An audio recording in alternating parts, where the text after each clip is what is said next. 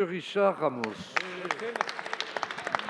Monsieur le président, chers collègues, ma question s'adresse à Madame Agnès Pannier-Runacher et j'y associe mon collègue Christophe Blanchet, grand défenseur des restaurateurs. Madame la ministre, cette période de crise sanitaire entraîne un malaise de plus en plus profond et de grandes inquiétudes au sein des entreprises françaises. J'entends par entreprise évidemment les chefs, femmes et hommes d'entreprise, mais aussi les salariés, et notamment les salariés du bâtiment.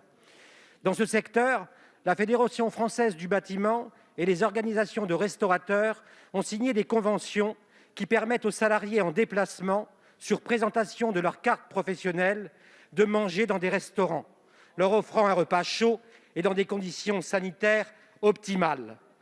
Il est évident qu'un déjeuner acheté en click and collect et pris à plusieurs dans un camion fait courir un risque de propagation de la Covid-19 bien supérieur à la solution intelligente et flexible que nos entrepreneurs ont compris et appliquée. La Chambre de commerce du Loiret, par l'intermédiaire de son président Alain Jumeau, me demande de vous présenter la question suivante. Est-ce que ce dispositif va continuer? Est-ce que les lettres reçues par la DGE disant aux restaurateurs qu'ils ne toucheront plus leurs aides va perdurer? Madame la ministre, il nous faut absolument faire perdurer aujourd'hui ce dispositif. Quel est le délai que vous allez donner et quelles instructions allez-vous donner aux administratifs pour qu'enfin le politique prenne la place sur l'administratif? La parole est à Madame Agnès Pannier-Runacher, ministre déléguée chargée de l'industrie. Merci, Monsieur le Président, Mesdames et Messieurs les députés, Monsieur le député Ramos. Le ministre Alain Griset, avec qui vous avez échangé, a été très clair sur ces sujets. Les restaurateurs ne seront jamais pénalisés pour le travail qu'ils effectuent en temps de crise. Permettez-moi tout d'abord de rappeler dans quel cadre les restaurants ont pu ouvrir pour les salariés du BTP. Je les remercie. Un peu moins d'1 millier de restaurants ont ouvert de manière dérogatoire sur les 200 000 établissements de restauration en France, soit moins de 1%. Ils sont situés, vous le savez, dans une dizaine de départements, souvent en zone rurale. Je pense à la Vendée, à la Creuse, à la Haute-Vienne, au Loiret, aux Ardennes, je ne vais pas faire toute la liste.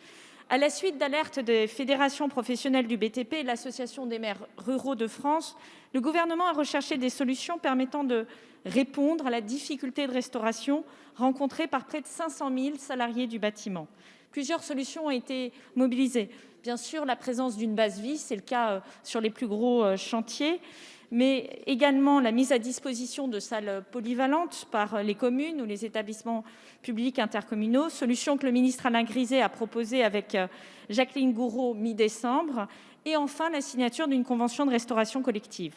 L'ouverture dérogatoire de certains restaurants pour les salariés du BTP intervient dans un cadre juridique et sanitaire extrêmement strict.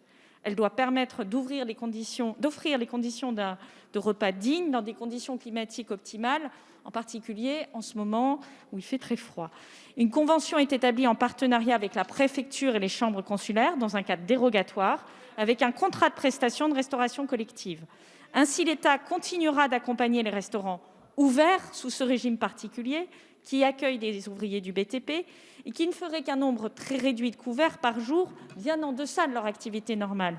Je vous confirme donc que le gouvernement veillera à ce que les établissements bénéficient des mêmes aides que les autres restaurants encore fermés, à savoir l'activité partielle prise en charge à 100%, les exonérations de charges sociales et l'accès au fonds de solidarité. Monsieur le député. Madame la ministre, je vous remercie dans la continuité de ce qu'avait fait Jacqueline Gourault en ouvrant les salles communales, de le faire sur l'ensemble des restaurateurs. Les restaurateurs sont contents, le bâtiment est content et finalement, c'est l'intelligence collective.